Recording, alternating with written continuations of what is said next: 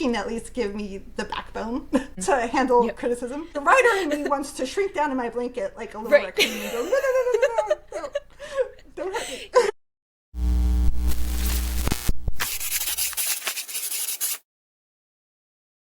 Hello everyone, welcome to Let's Fix Stories. This is the podcast where storytellers bring their stuck, tangled, or not quite their stories, and we help them figure out what's working, what's not, and how to tell their story in the best way possible.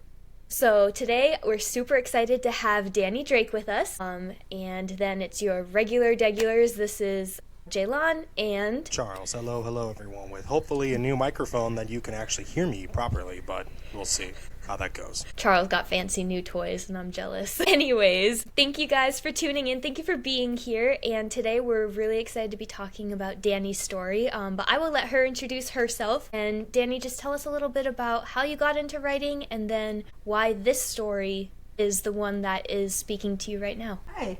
I have always loved books and always loved writing. I started writing when I was young, about 8 years old, started writing stories. I read voraciously, so many books. I would get in trouble for staying up late at night under the covers with the flashlight to finish a book. Same.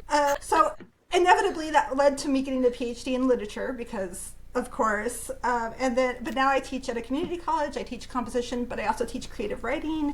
And so this has allowed me a chance to really delve into writing as my passion and to pursue a lot of projects that I have in my mind. I always say that I have too many ideas and not enough time, and that's where I'm at now. So I'm working on the Peculiar Arts and Curiosities, which you're going to be responding to today. This is my second full-length novel, and I'm hoping to query with that by the summer.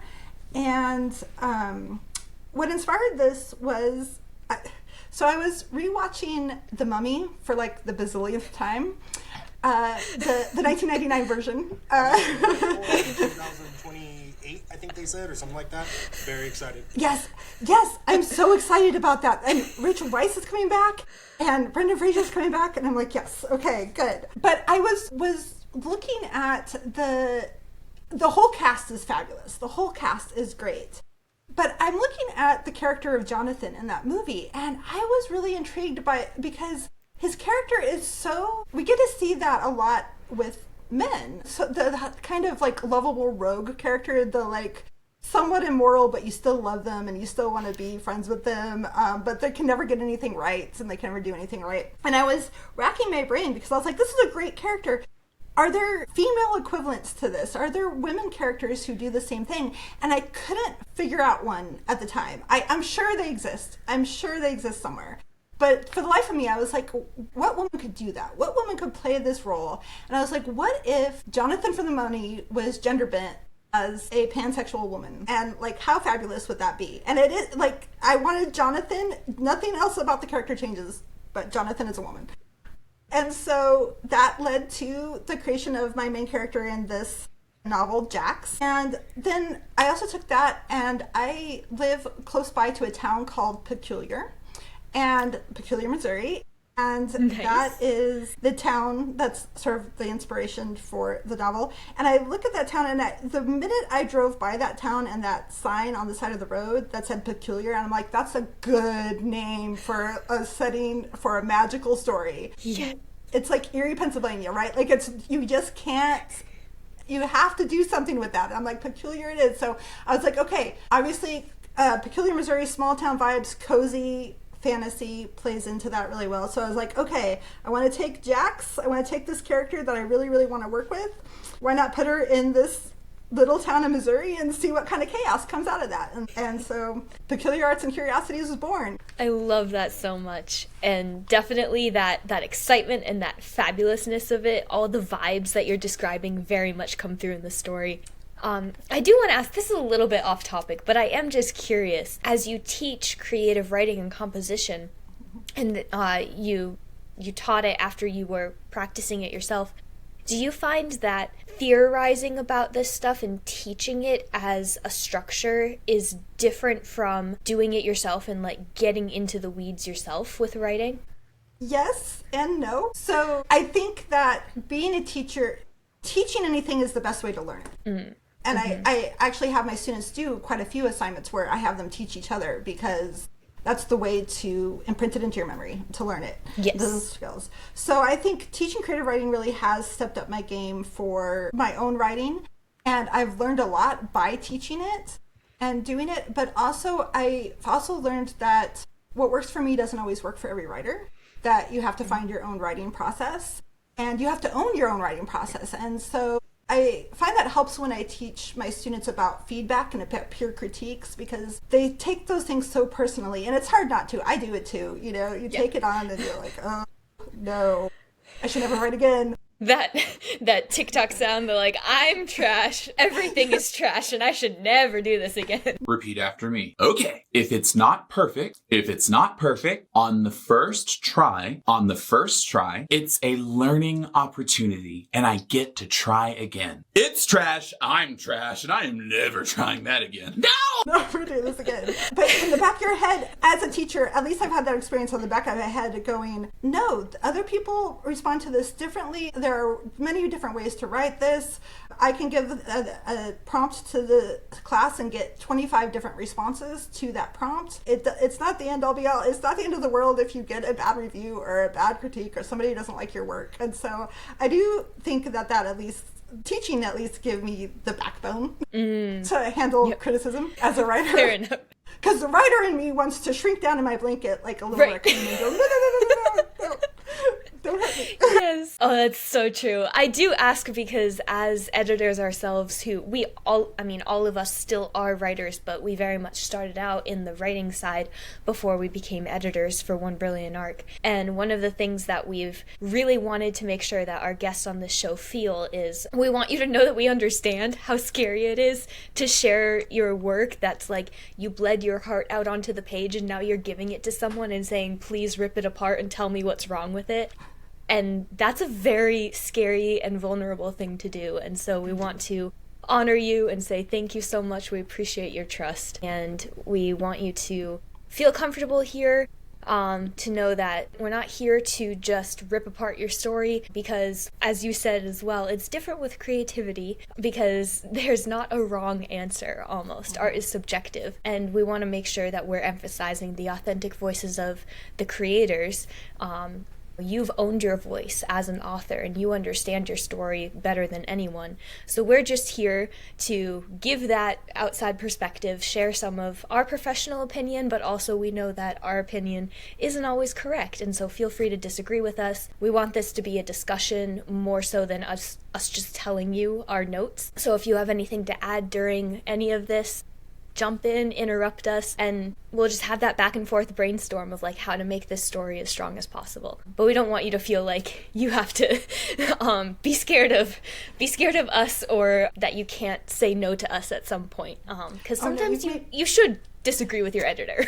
No, you made me feel very welcome, very comfortable. I really appreciate that. Awesome. Yeah. Awesome. That is our goal. Okay, so now that we have our disclaimers out of the way, our usual disclaimers, we'll jump in. Well, first of all, we'll let you give us the elevator pitch of the chaos that is unleashed in these pages. For those listening who didn't get to read the sample that we did, just give it like a 2 to 3 sentence summary of the story. Sure. So it's a cozy fantasy with a sapphic romantic subplot. Jax's magic allows her to sniff out secrets, which is great for her job as a magical artifact hunter and disastrous for her love life. And so now she has angered a god and has come home to hide from him. She's on the run from the god, and she's crushing on her sister's best friend and trying to clean up the chaos that follows her home. Awesome. Great summary to get us started. Okay, so I will start out with sharing the screen with all of our notes here. All right, so we will start out, you can see we marked it up. We'll just go through some of the notes that we left in here and then some of the notes that we took on our own. And we usually break this up into, we'll start with what is working in the manuscript, and then we'll go into what's not working, and then we'll end with review of the theme and how it resonates emotionally with us.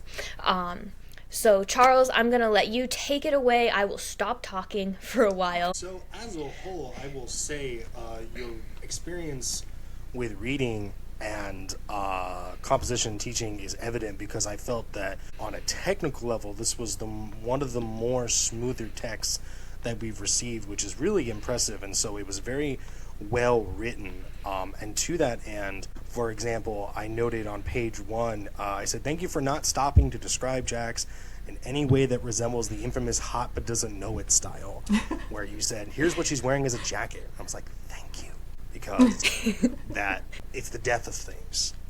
Not because it's annoying or trendy, but because it shuts down opportunity to relate to the audience, because audiences aren't like that. That's not what the readers are doing. So I loved that material, but also to this end, I'm just going through some of the more quicker notes.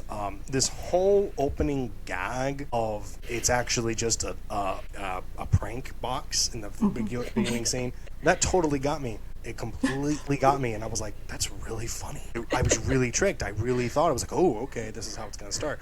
But as a whole, yeah, it flows really well. I got the characters. I got the tone. I got the feeling. I loved the premise. I didn't know on the last page, it reminded me personally, it's interesting you bring up the mummy, because I noted on my last note, it reminded me of Practical Magic. It reminded me of, like, the little people and the little things of magic, because again, I'm really into urban fantasy because I'm fascinated by these ideas that if you, and I have been ever since I was a kid, if you just go around the corner, if you open the right door, if you go down the right alley, you will find something. And this all had that. It was very fun. It was interesting. It's funny that you brought up the mummy as the inspiration, that particular version, because it was kind of the same ballpark of flavor for me, now that I see it. So that was what was really, really working for me. And again, some pretty good sentences, pretty good humor, good ideas, good details. A lot of my notes were just polishing to make it feel more organic. You're already on the right track. But to plus up that organic is because, and this is where my personal opinion comes in. This is where, for me, I feel the weakness of a lot of these stories, of why I don't have a lot of interest in them usually, or what I will say, that's not for me, is when the characters are just very cute, and they're very sassy, and they're very over the top, and very, what was the word Guillermo del Toro just mentioned? Emotional pornography, I think is the term he just used. And it just robs the story of a heart, because it's it's like, I don't want to hang out with these people. These people are kind of annoying, and they don't feel like real people. You're already on the right track to make them real people, and a lot of my notes were just making sure that comes into the text, into the story, into the dialogue, into those elements. But you're already on the right track. Good. Now I'm glad you brought up Practical Magic, because I really wish I could comp it. I really wish that could be a comp title. Because I feel like Practical Magic is sort of a sister to this, like an older sister to this, but it's a little too old and a little too big to use as comp titles. I'm like, I need somebody to publish something like Practical Magic like this year, so I can comp it. But yeah, I appreciate that, and I really appreciate that it feels like they're real, or they're on their path to being real. And that, I can see that. One of the things I struggle with my writing is making sure that the sentences, I tend to be a little wordy with my sentences, and I want to make sure to make that more realistic and more how people would naturally talk and how people would naturally want to come across this. So thank you very much for that. All right, well, I'll start out with what I thought was really working, and I will try and pull up a few examples that I noted in the text to just give examples of what I'm talking about. First of all, this opening line right here was awesome, mostly because I saw immediately your humor there, which that is another thing that's really working, is the sassy humor really does work. It's witty and it's subtle at times, and it made me laugh, and I really appreciated it. But this was like immediately got us right into the story, and we're hook, line, and sinker, like what is going to happen. And so I really loved it. That was a great opening. Going along with really strong humor, Jack startled out of her witty comeback by the hurt on her sister's face. I'm so sorry. It's been difficult to find a phone, much less paper where I've been. And I saw that subtle humor because usually, like, it's easier to find paper than a phone. But I saw you reverse it here, and I don't know why that just struck me as really subtle and really fun humor.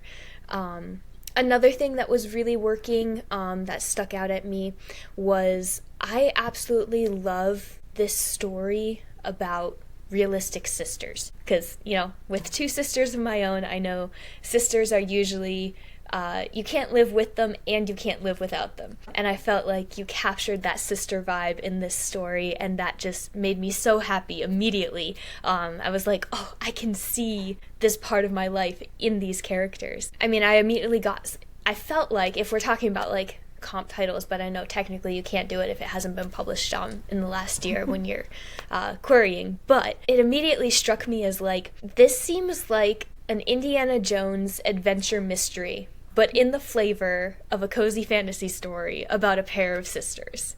And that just got me very excited. Can I use that as my book blurb if this happens? Because that's perfect. Yes. Yes, That please sums it do. up really well. We love when we say something good enough that someone wants to quote us on it. So, yes, I loved the sister vibes. I also thought that your magic system and the world building and the setting of the small town thrift store and the phoenix being a cat, these are all very creative things that I haven't seen a magic system described like this before. For example, Jax's magic didn't prickle at all, which meant that Gigi didn't feel the need to lie or obfuscate. This is, again, it's creative, the way that you described her magic and the way that she experiences it, but it also gives really solid foreshadowing about Gigi. Is this a person who can maybe suppress the Jax's ability to sense magic or something like that? So that those little details of foreshadowing that you plant very early on in your story keeps the tension going and keeps your readers hooked and turning pages, which is a really great instinct that you obviously have because you've studied this a bit. So that was really great. I know that you asked some specific questions in your submission form about some of the characters in the story plot and all that. And one of the questions was, is Jax too unlikable? And I want to answer that by saying I actually loved her character a lot. And I don't think a character has to be flawless in order to be likable. I mean, we've proved it with Jonathan's character in The Mummy, but it definitely works for females too. And the way, in fact, I would say that characters that aren't flawless are actually more likable because we can relate to them more. So a character who is clumsy and klutzy and just no matter how hard they try, they can't get anything right. I see myself in those characters, and it immediately endears them to me, and it makes me want to root for them. So, for example, when Gigi was kind of spilling her guts about her divorce to Jax, and Jax was trying to figure out how to comfort her, and she said, "I'm sorry, I'm shit at this, the whole comforting thing. Now, if you want to arrange his death, I can totally do that." This line so encompassed both your humor and also the realism of the character, and again, I just really loved this line. It immediately endeared me to Jax's personality, and I think that you really nailed the character. So, no worries there. Oh, good. Yeah. And then I'll also say the chemistry since we're on the topic, the chemistry between Jax and Gigi felt very real. I could feel the electricity there, and I loved it. Very solid. The banter also was natural and comfortable. A lot of times when people write banter, they have a hard time not making it cheesy. They almost try too hard. But your banter and the characters going back and forth with their wittiness was very natural, very comfortable, and also hilarious. So, way to go there. Another question that you asked was first chapter expectations. You mentioned that you were worried that your first chapter sets up a different expectation for the reader than the rest of the novel delivers on. So, I guess I'll ask you a little bit more about that concern before I give my thoughts. Well, and realized when I filled out the form, I didn't realize I would only be giving you the first 3 chapters. So I know that some of my feedback that I asked for probably would help if you read the whole thing. Fair. But this is in response to a lot of my beta reader feedback. In terms of they really love the first chapter, and it is a cozy fantasy, and so I did set it in the small town of her returning home. And some of my beta readers were a bit disappointed because it feels like a lot of the action, her job, happens off script because she's come home. It's after the fact that this stuff has happened. You know, she's dealing with the consequences of it rather than the actual job. And so, you know, I'm wondering if maybe, you know, that first chapter, it opens up with a bang, right? And yeah. I'm really glad Charles... Literally. I'm really glad Charles bought into that bang. Like, it was good. And so I did have some readers who, you know, after that first chapter, you know, we get a little bit more into the backstory and the romance. And so the next couple chapters are a little bit lighter on the action of that. And while we do see parts of Jax's job, and there are things that happen, there are conflicts with supernatural beings and artifacts throughout, some of my readers felt a little bit disappointed because it felt like that first chapter set up of like, oh, we're going to go into this like really great, like she has this job that she has these thrilling Indiana Jones kind of vibes. And the rest of the novel doesn't necessarily quite focus on that aspect of her job. So that was my concern there. And my concern too with the second and third chapter, more specifically that maybe you could speak to, is I'm worried about pacing. I get that feedback a lot, that like, again, my first chapter hits really hard, and then after that I kind of wind down, and people, sometimes readers feel kind of a dip there in the pacing. So that was my concern. Gotcha. Well, I'll say personally, I think that it's really cool to see a story that's not necessarily about the dangerous action, but it's about the consequences of the dangerous action. Because I feel like that's the side of the story that we don't always see, but it makes it more interesting when we do see it. Because it's that much more realistic. We can relate to that even more. And the fact that we don't see it often makes it more interesting when we do. So I think that that's really solid, and I think that the way that you hint at Jax's job and all these adventures that she has is actually really strong, because if you continuously hint at that, again, it's like it's cluing us as readers in that there's something more here, and if we want to know about it, we have to keep reading.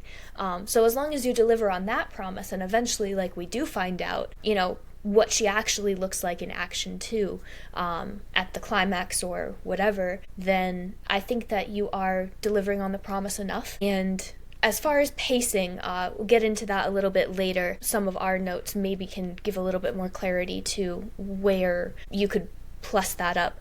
But Charles, did you have any thoughts about this particular question? Yeah, for me, I was going to say personally, first of all, if you advertise the piece as a cozy fantasy, I don't think you have to explain why she's not cracking her whip like Indiana Jones every 20 pages. But the other bit of it too is, I agree with what Jaylon said. I've seen Indiana Jones bust through a town and mess it up, but I've never seen him have to pay the bills after the fact, or get a notice about, you know, you screwed up my shopping cart and I want so much money. That kind of material is different.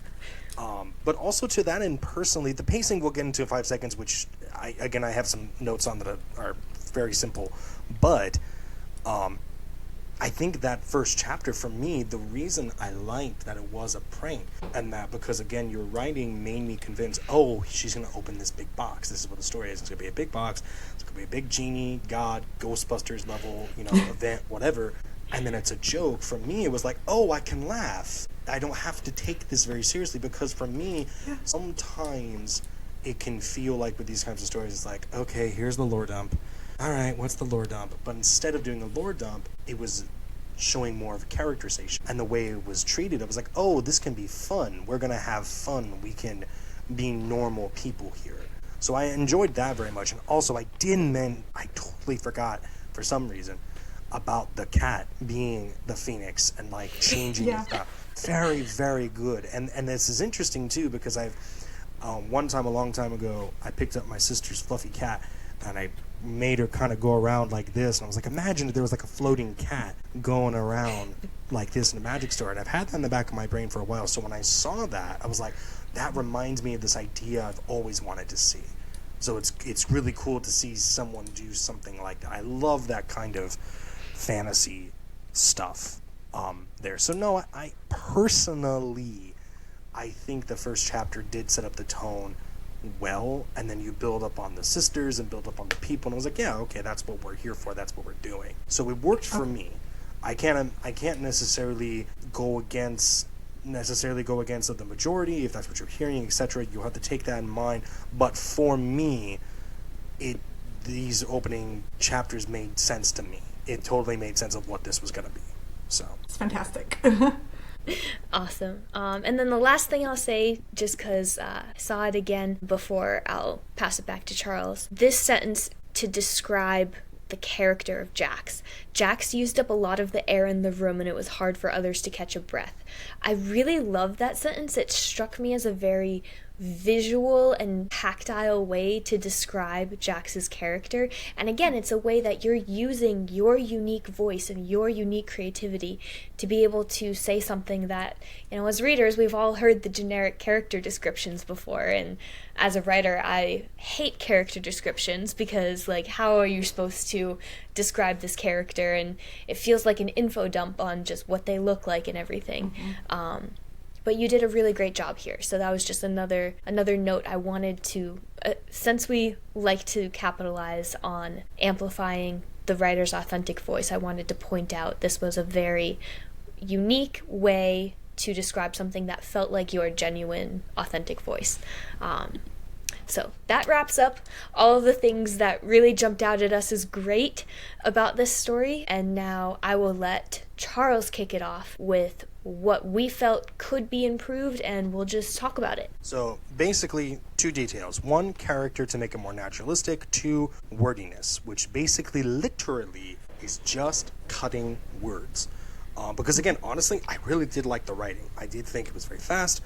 I thought it was very smooth. I liked when I had to chew on it, I was able to chew on it. I did put my standard in the notes about specifying the vague it, trying to say not that over there, but that door over there, specifying the signifiers, trying not to use contractions in the prose, standard stuff. I said that before, you'll find it in my notes. But specifically, I'm on page 2. So, for example, she lacked the imagination and patience to tackle a mysterious riddle at a fast rate. Or you can just say to tackle a mysterious riddle fast or quickly. So you can just cut it down like that. Another example, considering omitting, where it's like sending a silent wish for good luck into the universe, in case anyone who cared was listening. Jax pressed her thumb, or sending a silent wish for good luck into the universe, Jax pressed her thumb. So you can cut out these extra sentences. Now, the reason I say this is because the comment about Jax's breath and taking it away, that's more of, it's not a chunky sentence, but bear with me. Let's say it's a chunky sentence. Who cares? Because it sounds good. It's a good description. But if you can cut some of the extra descriptions to make it move a little faster. So for example, I'm on page number 3. The confetti was settling over most of the dust and debris from the explosion like a mockery of a pride parade. Or you can say, the confetti settled over the dust and debris like last June's pride parade, which can give a little bit of sense of time. But also, when I thought about this, like pride parade, okay, where's the pride parade coming from? But then I thought, hey, what if there is a pride parade in Peculiar? So that's why I noted that, of saying, what if you said last June's pride parade? Because now the reader goes, oh, does that happen here? Is that something that's there? That's really interesting. So that's what I was mainly thinking with cutting words and such, of just trimming those extra words. And there was one piece of world building I didn't know on page 7 where I was asking Megadeth. First of all, I swear, I swear, I was like, is that the band that Sid is a fan of in Toy Story? But I'm like, no, that's something different. Is Megadeth a real band? Okay, it is a real band. Okay. Whoosh. Because my brain was like, yes, it is. No, it's not. Yes, it is. No, it's not. So never mind. Forget that. I was just going to note that my friend was telling me that there's a band called Devil Wears Prada, and I was like, well, that maybe, because I thought maybe Megadeth was really old in my brain. So I was like, well, what if it was like something more contemporary? Then again, you'll see 13-year-olds and 40-year-olds have Metallica t-shirts, so just ignore that, or take it as you will. But I'm trying. Well, that's kind of what I was going for. You know, the teenagers that wear the shirts that don't really know exactly, but they're kind of going for a look and an aesthetic. Okay. Yeah. So there you go. So here's an example. I'm on page 8 of the vague it. Viv's frown deepened, but Gigi laughed it off as she pressed Jackson to a hug. This is why I mean about specifying the vague it. You can say Viv's frown deepened, but Gigi laughed the insult off. It doesn't have to be an insult, but Gigi can think of it as something like that. And you don't have to use that, but that's what I'm saying of the kind of specifying the vague it. So, yeah, those are the little technical details I have there. But the character stuff, here's what I was mainly going for. Is, again, I honestly think most of these characters, or not most of the characters, the characters do mostly work. Everything in what I'm talking about is plussing. Nothing annoyed me, stuck out to me as like a problem or anything. I did want to specify there are ways to plus things up. So, for example, I came across on page 5 of using the servant's entrance. I was reading that, and I see it in the character now, so this kind of makes sense, but I was thinking, it just off the top of my head, right? So take this as you will. It was like, does that make her kind of classist, and does that make her kind of annoying? Does she, take some lemon with her spot of tea? Does that kind of do what you want? So I was thinking, for example, you can change, if any time a character has a joke that feels like it's not landing, change what they're after in the joke. So for example, I said the whole point of the joke is she's like, why would I use that door, or what's the point of using that door? Or I was thinking maybe it can be saying instead, you should have told me that before I lugged this thing up, or we have a back door, like, oh my gosh, I didn't know that. Of course I know that. I decided to bring it up here. So you can keep that kind of humor. And so the thing is with these kinds of characters, I don't think characters are unannoying. Or excuse me, I don't. What did I just say? Unannoying. Please forgive me. Edit that out. I feel so embarrassed right now. Anyway, let me back to that. For example, every frickin' all ages computer animated film today is a comedy, quote unquote, and it's just a bunch of characters who are going, nah, nah, nah, nah, nah, nah, nah, nah, I'm so funny, and they're not funny. But then there are actual comedies that are funny, and I think mainly it just boils down to the reason they're charming is what they say is just a little bit funnier, instead of being sarcastic about everything, where it's like, here's the servant's entrance. Okay, well, what does it say about Jax's character? I don't know. But if you maybe she's arguing with her sister, like, yeah, what would I use? Of course, I know there's a door, but I chose to go up here. That's very sisterly. That's very sibling-like. That is an element I thought would be a good idea to plus up the humor. So, for example, on page 6, he goes, sestra, don't ask me questions and I'll tell you no lies. I was thinking, but what would I do with my brother? I'd be like, sestra, good sestra, dearest sestra, don't ask me questions and I'll tell no lies. So basically what I'm all building this up to is you can plus up your characters by think of them less like archetypes of rogues. Think of them as if you are that, or the people you know are like that. And I think that's what makes these sorts of archetype characters more relatable. So, for example, the reason why Jonathan the Mummy is funny is we know that brother who just keeps, like, pestering stuff and won't keep it, he won't listen. But it's based in the brother aspect, not that he's the butt of a joke. So, for example, nonsense. You can say nonsense, but my thought was just, what if she just went... because I think that forget what feelings would do. They would just go. So you can try to plus up a lot of those dialogues. To this end, I was saying where it's Viv, you need better pest control. Nonsense. Bunson's doing his job remarkably well, and I thought that reads like a book, which is fine in a lot of other cases. But I was like, here's the thing. We all know this. We cat people, we don't call our cats by their government name. We call them by their joking. So, for example, this is true. So I have a cat named Invader Zim after the cartoon character, but I never call him Invader Zim. I call him Zim Zim, or I say my sweet little guy. So if we put my cat there, it'd be, you could be like, my sweet little guy's doing his job remarkably well. So basically, now that I think about it, I think the whole thing is, if you dig into putting yourself, whoever's talking at the moment, so if it's Viv, you're Viv. If it's Jax, if we're in Jax's headspace, you're Jax. Think of yourself as a sister and a friend, or the sister you've always wanted, or the sister you do have, or whatever. Put them in that perspective, and you'll process the dialogue more naturally, and they'll become more human rather than more like an archetype. Because you're already there. We just can just plus it up with dialogue and descriptions that can be more like we talk every single day. Which, again, you're already doing well. Like, this is not like fix everything.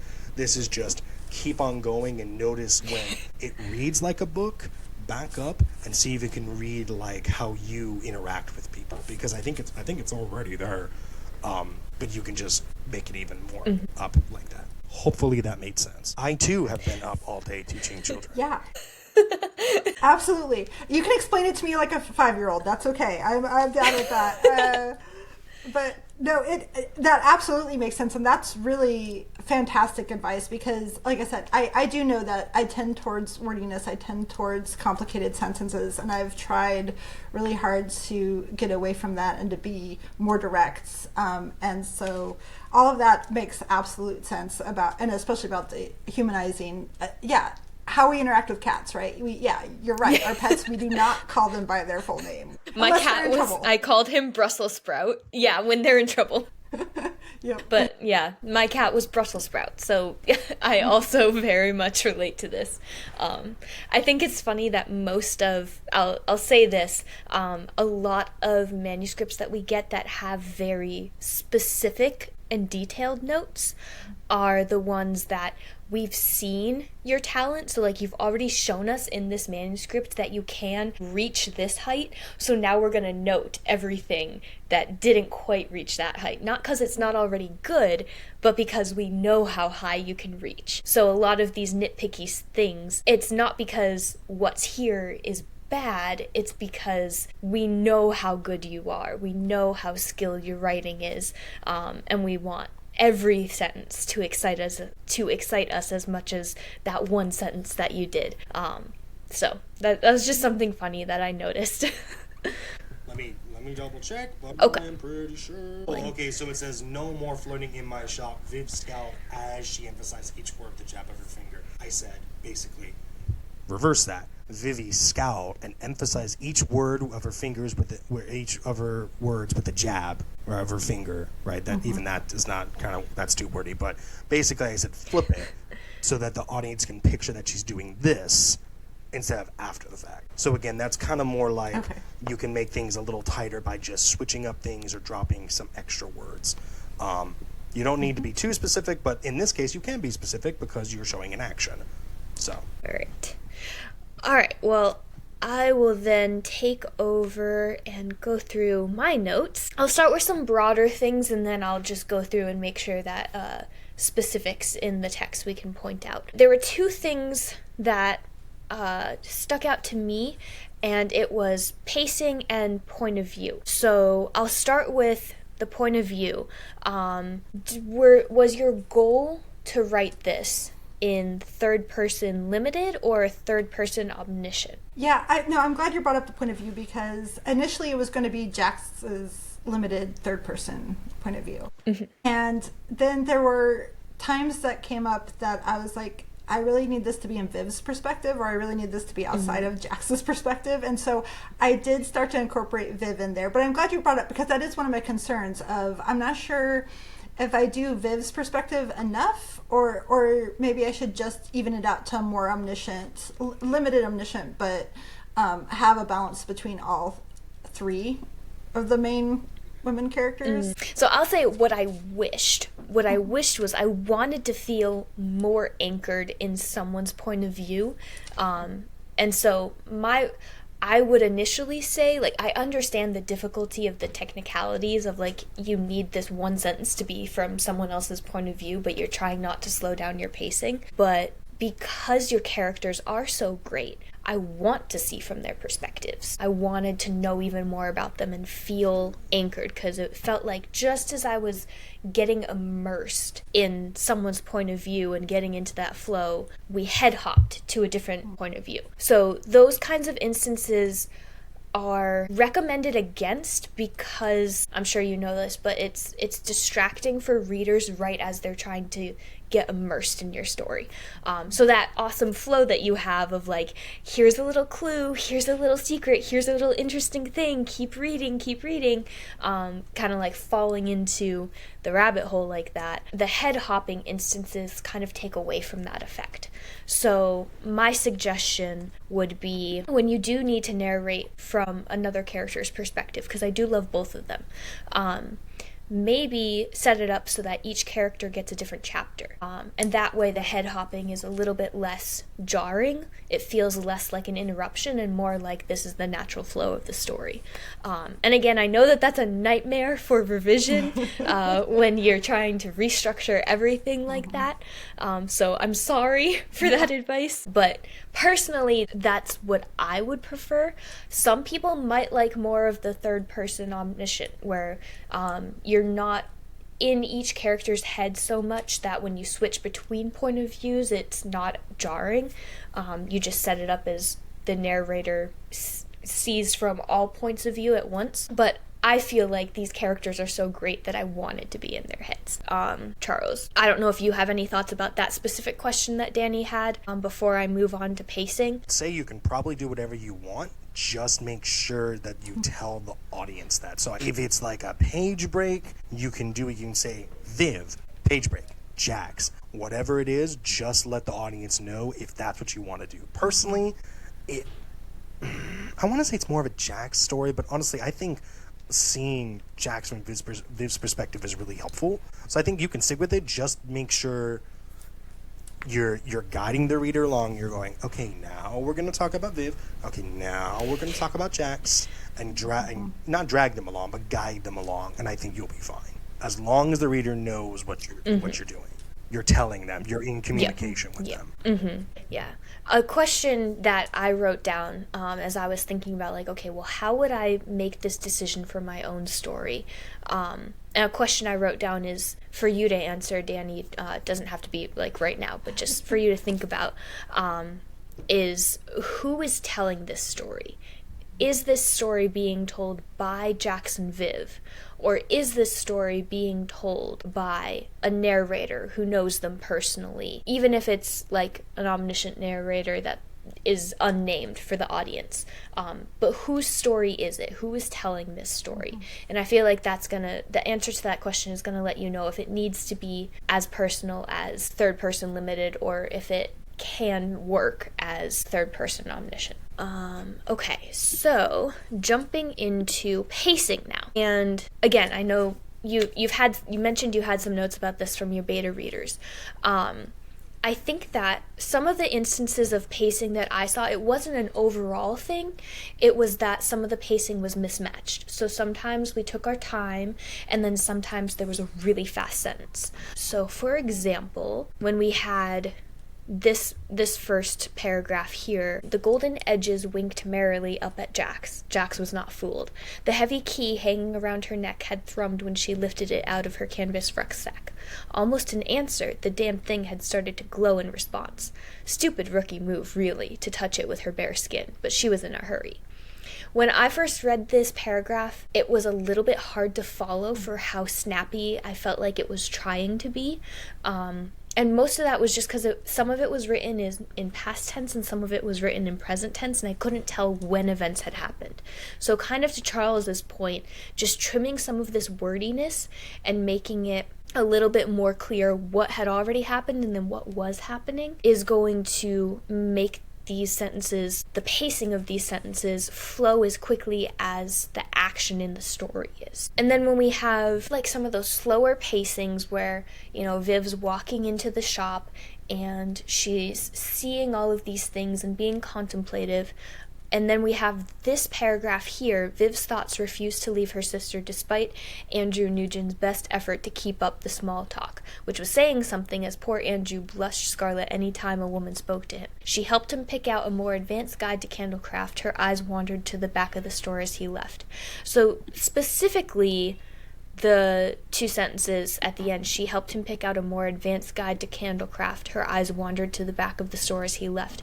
After the slower pacing, this particular paragraph felt jarring because just the action of her helping him pick out an item and then check him out and then him leaving the store happened in two very short sentences. So maybe it's just a matter of cutting those details in order to keep the pacing flowing more consistently. Not faster, just more consistently. But maybe it's also like you could put this detail of she helped him pick out a more advanced guide to candlecraft.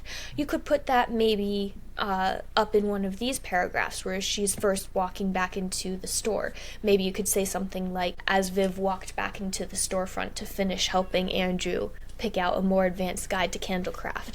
And then you can talk about the things that she's contemplating as she's checking him out, and then you can talk about as soon as he left, then she was like, oh, okay, now I have to go deal with the problem of Jax.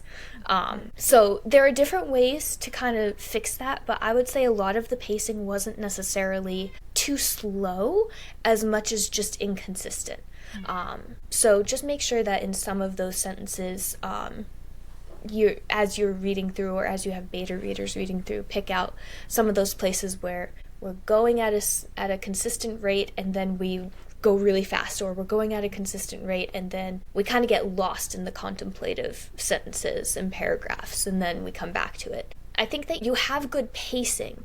Your rhythm just needs to be more consistent, if that makes sense. Okay. Yeah. So yeah, hopefully that answers some of the questions about pacing. Yeah, a lot of it was just the timeline. I think it was specifically in the first chapter that I had a hard time with, and it was mostly just because the timeline was jumping back and forth between past and present tense, and then Viv's and Jax's perspective. And it was just those details that made it hard for my brain to follow. So that's my notes on pacing. I don't know if you have any thoughts to add, Charles or Dani. For me, the pacing, I think what you said was correct, because I personally have a little bit of a tough time describing that, but I do believe it is that sense of rhythm of like, I'm going to give kind of a thought to that, of piggybacking off what Jehan said. Fast sentences are for speed. Slower sentences are for going along the river. So today I went to the store and I had a very long, good time with my longer sentence, but then I realized I was late for a meeting, so I had to go in, out, and I got to my stuff. That kind of pacing in terms of sentence structure, in terms of what words you want to use and when you want to be longer and shorter with the word count of each sentence. Yeah. So, Dani, did you have any thoughts on that before I moved on? No, actually that makes a lot of sense, and I appreciate you summing it up about it being more of a consistency and rhythm. I think I can see that more as I think that clarifies some things for me, and that's definitely something I can take away, and that's what we call an actionable item, right? And yeah. Yeah, it's actionable item. I can take it away and I can do something with that. So I really, really appreciate that. Awesome. It was very, very helpful. Awesome. Can I ask a question about... Yes. So the other thing that I've noticed in beta readers, and this is not necessarily a bad thing, but it's a curious thing. I had about 5 beta readers so far, and out of the beta readers, I've had them evenly split along which one is their character that they like, and if they like a particular character, they hate the others. So I've had one who loves Jax, I have one who loves Viv, I have one who loves Gigi, and then they're like, we need more Gigi, we need more Viv, we need more Jax. Like, they're like taking teams, taking sides. Mm-hmm. And what are your thoughts on that? Is that a good thing? Is that a bad thing? I'm not sure how to read that. If your readers are having different opinions on what the text is, that's fine, because it's all their interpretation. Like, this is where we get into basically headcanon kind of material, where it's like, now, Do you think? See, the thing is you could argue that character. I think if you feel a character needs to stand out, then yeah, more readers should be into them. For example, Mad Max Fury Road. If there were more audience members who didn't like Furiosa or they preferred Max over Furiosa, then, you know, that structurally I don't think would work. But in this case, especially because you're doing the cozy fantasy and you have different characters to pick from, I think mixing it all up is actually more of a benefit. Because, you know, you don't have to pick a specific character to be the focus, and everyone can just pick their favorite ones and, you know, like you just said, make it a team up. They can make teams and that sort of thing. I think, honestly, that's a reflection of you doing a good job, because everyone's having a different opinion, and it creates, my favorite character is Han Solo. No, my favorite is Princess Leia. And that sort of kid-dumb thing, you know? Like, or another thing would be like, Buffy, you know, the Scooby Gang, of who is your favorite of the Scooby Gang. The answer is Spike, by the way. Oh, wait, you know what? That's obviously my favorite, but the best character is Spike. Well, maybe Giles, but anyway, we're getting off that.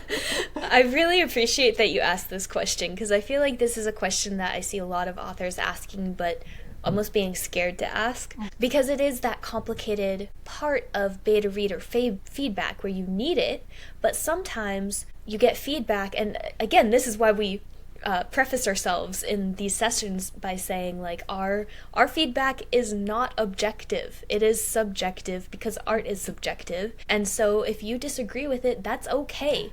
Like, you're the author, the buck stops with you. Ultimately, you know what's best for your story, but feedback is important because sometimes you get so close to your story that you can't see the forest for the trees. So beta reader feedback is hard because a lot of them don't have language or perspective of story structure to give an opinion like that, and you kind of have to, like, okay, this comment is a flag, but it's not necessarily flagging exactly what the comment is saying. Versus, like, if you get feedback from, you know, beta reader feedback is important because they're telling you how they feel about it as a reader, whereas editor feedback is important because they're telling you how they feel about it professionally from that perspective of story structure. But again, like, sometimes even that can be screwed up because they have so many technical terms and they don't give you, as you were saying, like, that actionable advice. They just throw a bunch of technical terms at you to sound smart. So what I would guess in this particular situation is that the beta readers who, if all of them are saying different things about which character needs more screen time, then that's a thing where you've got a bunch of characters that are relatable to different readers. So I'd say that's a good thing, as Charles said, because that means that you are relating to all of those different readers. And you have enough diverse characters that you have a favorite character for every reader. If all of those readers said that one particular character needed more screen time, it probably would show that they don't understand that character very well and they want it to. So that's kind of how I would take it, but again, like, you'll know your story best. So yeah, no, I hope that answered your question. Yeah. Okay. No, I like that idea of seeing the patterns rather than necessarily each individual feedback, you know. Yeah. But that's the thing, is there was no pattern emerging, so I was like, wait a minute, okay, right. is that good or is that bad? Yeah. Yeah. Okay. You're trying to take feedback at face value, but this is a case where you really have to read into it.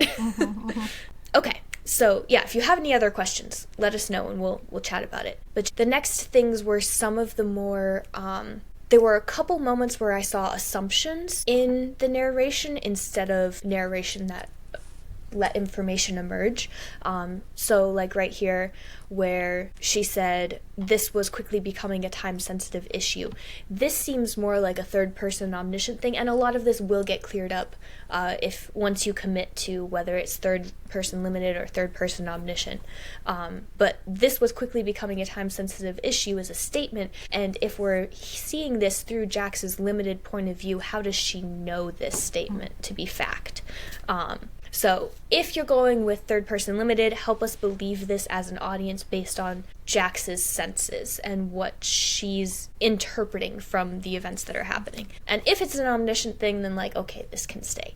But again, I read it as limited just because that's what I wanted to read it as, because I loved these characters and I wanted to get into their heads. Oh, I'm going to go back to what is working, just because I forgot to mention this really good thing. Jax's power always came with a personal cost. I think this is a really great instinct to contrast character and story development and create believable tension that way, because this is something that's true in real life, but again, you don't always see it narrated as true in these action adventure, almost superhero stories. When you have a character who is larger than life, stronger than life, you don't see the cost of that power. And I think that, again, you're bringing that story of like, we're so excited living in this interesting fantasy world, and it's a comfortable place, it's a cozy fantasy, we want to be there, but you're also bringing it down to earth and you're making it believable. And that instinct for contrast and something always costing something is really good. And I want to point it out because any writer who is listening to this podcast and taking tips for their own writing, this is the way to do it, and make sure that in your story this shows up at some point. Okay, one more note about the humor, and again, this is because like it was good humor, and so I wanted to see every opportunity for good humor be used to the maximum. So Bunsen smugly held a mouse in his mouth, grinning up at the sisters, totally undisturbed by the threat of possible death. To me, I read this and I was like, this feels like too good of an opportunity to pass up to make a joke with a stronger connection between the certain death for the mouse that he had caught and the possible death that the sisters were fearing when they heard some rustling coming from the boxes. So again, like, this was just one of those things where I'm like, I've seen you make awesome jokes in this manuscript, and I want to see every opportunity taken. So take it as you will. But yeah, I think that is it for now. I will, again, shut up for a moment and I'll let Charles talk. We usually like to take a moment just to talk about the story behind the story. What is the story really about at its core? Because that's where the power of storytelling really lies. And so we always want to take a moment and just pick out the theme that we see emerging, even in the first 3 chapters. And we want to talk with you about, if we're picking up what you're putting down, or if you had an idea in your head of what the theme was and all of that. So I'll let Charles take it away first, and then I'll give my suggestions, and then Dani, you can let us know if we guessed right, or if we were kind of like on the right track of what you were thinking, and all of that. Simply put, I really did have this adventurous theme where it's like we have flirting is just another form of that adventure, of a sense of, is someone more interested, is there romance here, and that aligned with that sense of magic and like finding artifacts and what things can be. It was a sense of adventure, but not a sense of adventure just as genre, but on the personal level is what I was getting at, or what I saw in the piece of like, you have to have that sense of adventure to live the life that you want, of not just, I believe it was Gigi about like, I don't want to just be in the United States, I want to go to other places, I want to see other things. It was that sense of personal adventure, both in the grander scale of going to strange distant lands, but also your personal life adventure of needing to go and find more of that when you desire something most especially. That was what I took from it. I really like that. It's a little bit different, but kind of tied in with what I took from it. And this was kind of coming from just the character of Jax being almost what I aspire to be, but also kind of what I am. Because I am the clumsy one who is just always klutzy and making mistakes, and no matter how hard I try, I always just feel awkward in life. And I really admire characters like Jax where they can embrace that about themselves and own that. Like that line that she had when she was trying to comfort Gigi. She was just like, I'm sorry, I'm bad at this. I can't give you what I'm not. I can only give you what I am. And I saw that theme coming out in your characters and their interactions from the very earliest chapters. And so what I wrote down is 2 different ways of how I would describe the theme. Is when you hide your true self, you hide the greatest treasure. Or the greatest treasure hunt you can go on is to discover your true self. And I think that this ties in with, we're always talking about authenticity here at One Brilliant Arc. Because stories where you don't have that authenticity shining through they don't feel as powerful. They don't speak to us as deeply. That was what I took from it. But Dani, you tell us what your thoughts were and what the heart behind the story was for you. No, I'm really glad you both picked up on the personal nature of it, right? Of connecting these relationships to, the magical adventure is one thing, and there's magical hijinks and everything like that, but it really is more a story about the women and their relationship with each other, and discovering that what's lost when they don't give themselves completely to those relationships. And I will say this, Jax would be absolutely horrified that he wants to be like her. She would be like, no, that's the wrong life choice.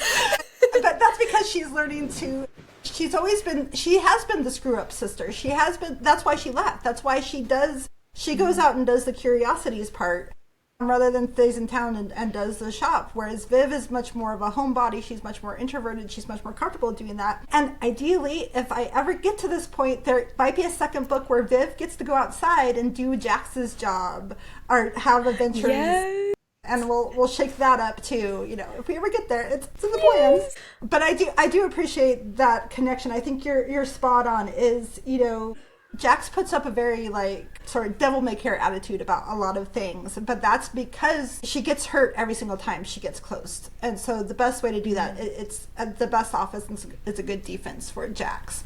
She wants to put up that guard. And so this is a story about her letting down those guards in a lot of different ways. And she has to, because a lot of choices she made and a lot of things she's done in the past are coming up to catch her now. And if she doesn't put down those guards and she doesn't accept help from others and she keeps running, nothing's ever going to change, and she's never going to really find that sense of self, but also that sense of partnership and connection that she really desperately wants. Yeah, and this is such a good message, I think, for a lot of us, because it's in the world where we were talking before we started recording about technology, and in the world of the World Wide Web, it feels like there's so much opportunity for connection, but it's harder than ever to connect with people because it's harder to find that sense of self.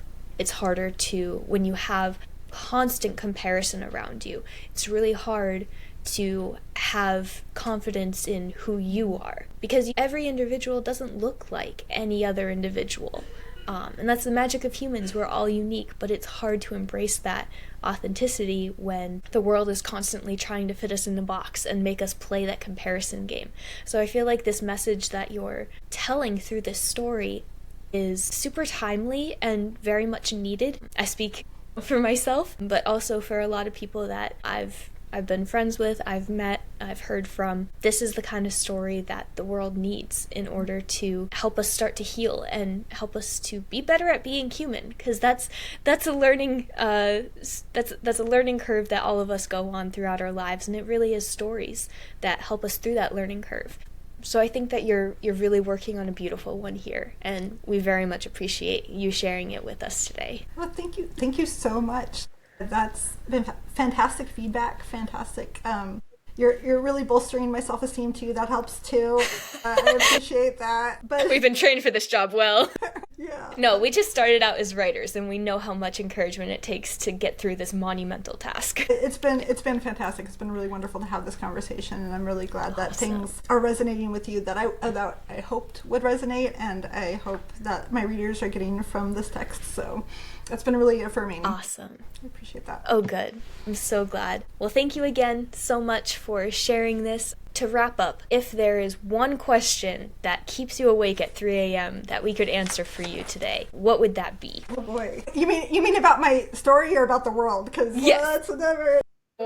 I'm not an expert on the world's problems. I can only fix story problems. I'm sorry. Honestly, how do I put this? Are you interested enough to keep reading? Right? Like that's ultimately my goal is I want to capture my readers' interest enough that they read the whole story, that they get invested enough, that they want to know these characters more, that they love these characters as much as I do.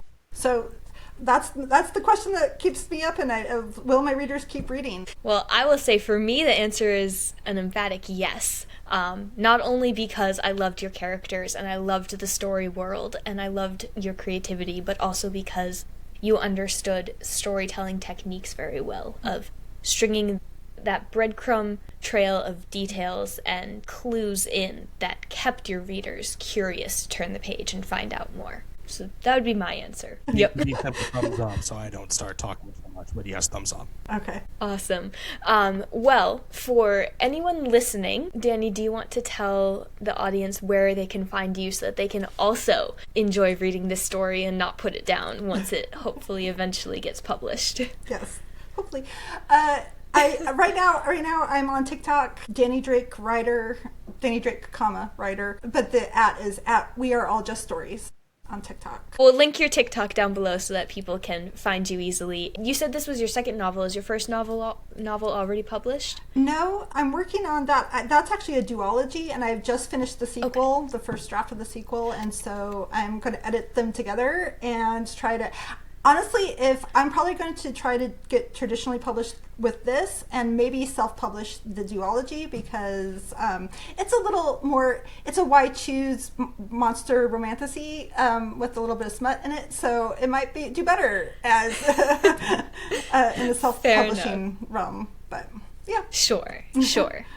Awesome. Well, thank you again for being here. Thank you so much for your trust in us and sharing this story and taking the time to be here. I know we're strangers on the internet, and it's scary to share your story with real life people, let alone strangers on the internet, and ask them to rip it apart. So I just want to thank you so much. And for anyone listening, if you've got a story that's tangled or stuck or screaming to be better, please send it in. I promise that we'll treat it with care.